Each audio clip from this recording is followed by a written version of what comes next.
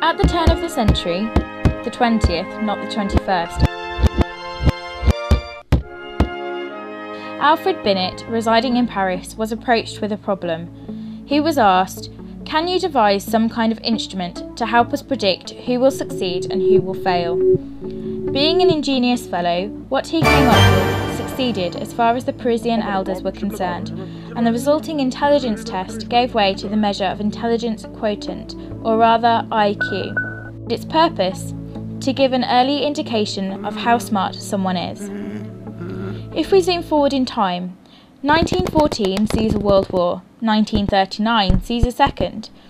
1943 saw the birth of Howard Gardner, and in 1983 he published his works on intelligence and told the world about his theory of multiple intelligences.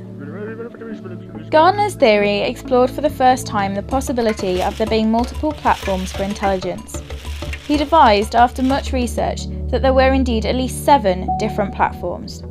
He labelled his 7 platforms, or modules of intelligence, as logical mathematical, linguistical, spatial, musical, bodily kinesthetic, intrapersonal.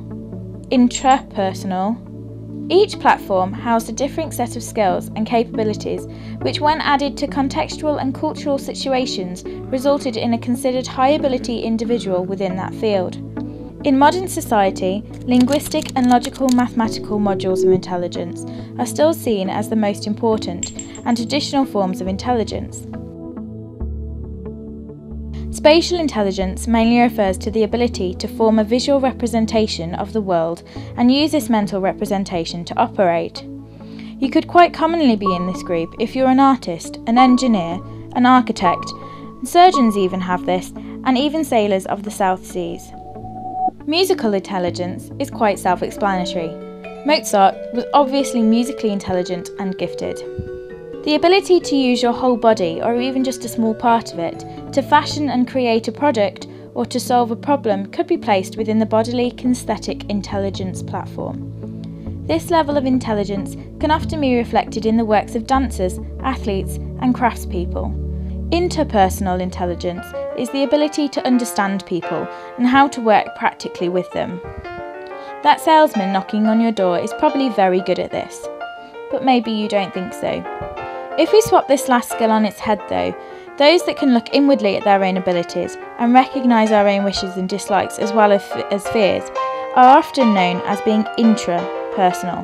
What is key in the theory of multiple intelligences is that being strong in one intelligence has no real or particular implications or correlations to strengths or weaknesses in other platforms. Intelligence is described as being an ability to solve a problem or to fashion a product which is valued in one or more cultural settings. And as described by Gardner, this means that intelligence is no longer a term for just the mathematical minded, but for all. 7 unrelated platforms. Which train of intelligence are you on?